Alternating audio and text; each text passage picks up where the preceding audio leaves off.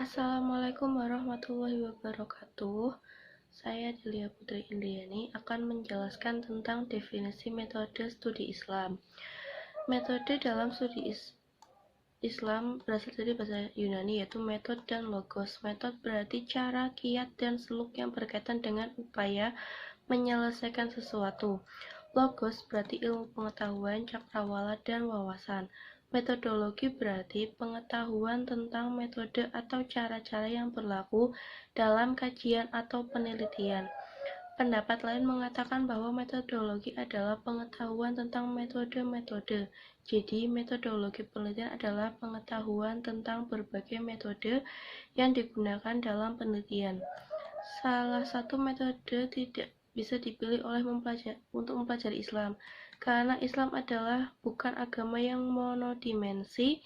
Metode-metode ilmiah dalam segala cabang ilmu pengetahuan telah mengalami perubahan dalam perkembangan dan pendekatan-pendekatan telah ditemukan.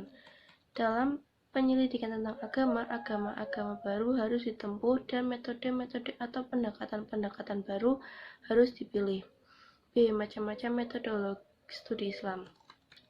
1. Metode filologi. Kata filologi berasal dari bahasa Yunani filologia yang berarti cinta kepada bahasa. Karena huruf membentuk kata, membentuk kalimat, dan kalimat adalah inti dari bahasa, filologi dipakai dalam arti pengkajian teks atau penelitian yang berdasarkan teks. Metodologi filologi merupakan metode penelitian berdasarkan analisis teks.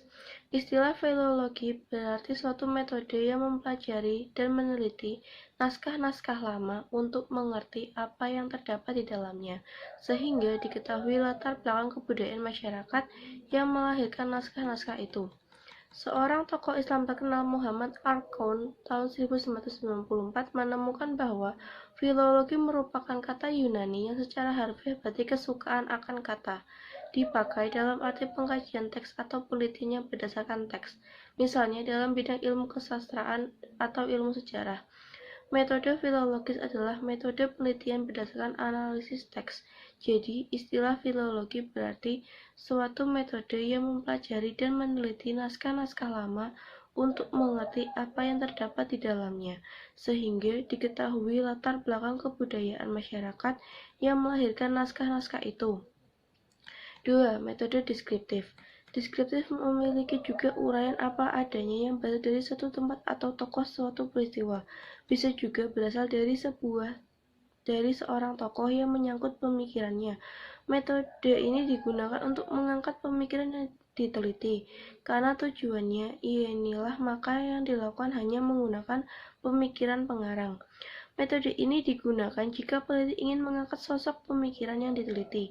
Karena tujuannya seperti itu, maka yang dilakukan hanya menggunakan pemikiran pengarang dengan cara menjelaskan dan menghubungkan cara cermat data dalam bentuk-bentuk pernyataan dan rumusan-rumusan pendapat. Selanjutnya, jika penelitian ingin diperdalam pada implikasi-implikasi logis maupun empirik, maka dilakukan analisis rasional kosakata atau sosial empirik. Assalamualaikum warahmatullahi wabarakatuh. Nama saya Lilis Tiara NIM 2419068. Di sini saya akan membacakan materi tentang metode komparatif dan metode fenomenologi. Yang pertama yaitu metode komparatif. Metode komparatif artinya perbandingan antara yang satu dengan yang lain. Metode perbandingan dimaksud untuk menemukan tipe, corak, dan kategori suatu pemikiran. Kemudian, memposisikan dalam peta pemikiran secara umum. Yang dilakukan dalam metode perbandingan adalah pertama-tama mengemukakan teori induk dan menggambarkan tipologi atau aliran-aliran pemikiran dengan berbagai indikatornya. Teori ini kemudian digunakan untuk mendeduksi pemikiran dengan berbagai indikatornya.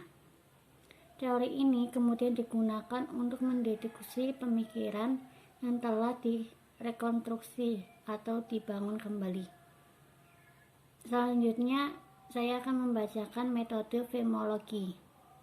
Metode fenomenologi digunakan untuk mencari hubungan-hubungan pemikiran dengan kondisi-kondisi sosial yang ada sebelum dan sesudah pemikiran itu muncul. Metode fenomenologi merupakan metode yang didasari oleh filsafat fenomenologi, yaitu mengajarkan pada pentingnya melihat gejala yang tampak dari sebuah entitas untuk menafsirkan alam pemikiran yang berkembang dalam entitas tersebut. Jika fenomenologi digunakan dalam mengkaji Islam, berarti seseorang peneliti memahami dan menganalisis Islam bukan atas dasar nilai-nilai yang tertuang dalam teks yang bersifat normatif. Namun, bagaimana seseorang peneliti memahami dan menganalisis Islam berdasarkan apa yang dipahami dan diamalkan oleh umatnya. Metode fenomenologi jika diterapkan pada wilayah keagamaan terlalu menekankan hal-hal yang abstrak sehingga kurang mempunyai kerangka etis pragmatis seperti teologi. Karena itu, dalam wacana studi keislaman, pendekatan ini harus dikompromikan.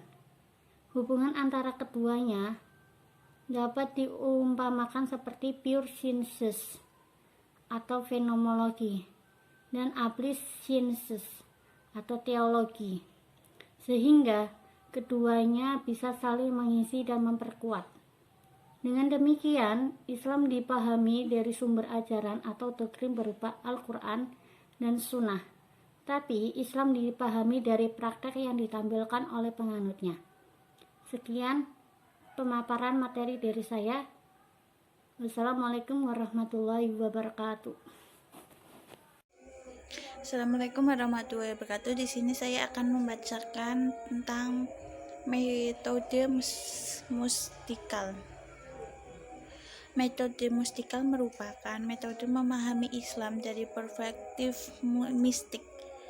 Mistik identik dengan hal-hal spiritual, tradisional, tetapi empiris.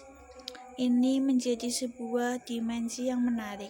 Ternyata dalam Islam tidak hanya aspek realitis, logis, empiris yang harus dipahami, tetapi juga adanya aspek mistikal supernatural yang harus dikaji. Tentu saja tidak menggunakan kaidah-kaidah yang logis, rasional, empiris, tetapi menggunakan kaidah mistik yang paradigmanya berbeda dengan paradigma sains dan ilmiah. Dalam hal ini, misal kita bisa memahami dalam mukjizat yang diberikan Allah dan Nabi Rasul.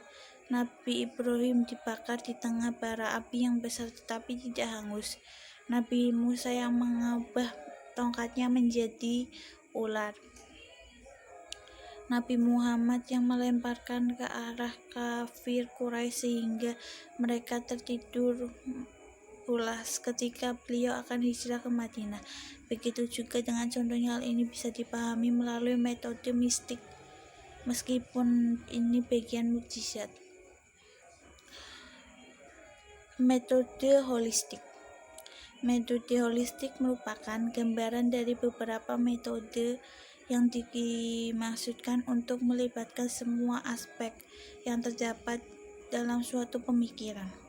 Cara berpikir deduktif digunakan untuk membuat tipologi. Perbandingan digunakan untuk melihat pengaruh-pengaruh, dan berneutika digunakan untuk mengemukakan hubungan pemikiran dengan gejala-gejala sosial yang ada, sehingga pemahaman tentang Islam ini akan integral dan komprehensif. Dengan metode holistik menyeluruh tentang Islam, maka Islam sebagai ajaran yang sesuai universal dapat dipahami secara utuh, integral melalui pendekatan dan metode yang akurat. Metode filsafat, metode yang berusaha untuk sampai kesimpulan-kesimpulan universal dengan meneliti akar permasalahan. Metode filsafat ini bersifat mendasar dengan cara radikal dan integral karena perbincangan sesuatu dari segi esensi, hakikat atau sesuatu. Harun Nasution mengemukakan bahwa filsafat intinya adalah berpikir secara mendalam, seluas-luasnya dan bebas, tidak terikat dengan apapun, sehingga kepada segala dasar filsafat adalah suatu pengetahuan yang membahas segala sesuatu yang ditunjukkan untuk pengetahuan sedalam-dalamnya sejauh di dalam jangkauan akal budi manusia. Cukup sekian dari saya, kurang lebihnya mohon maaf. Wassalamualaikum warahmatullahi wabarakatuh.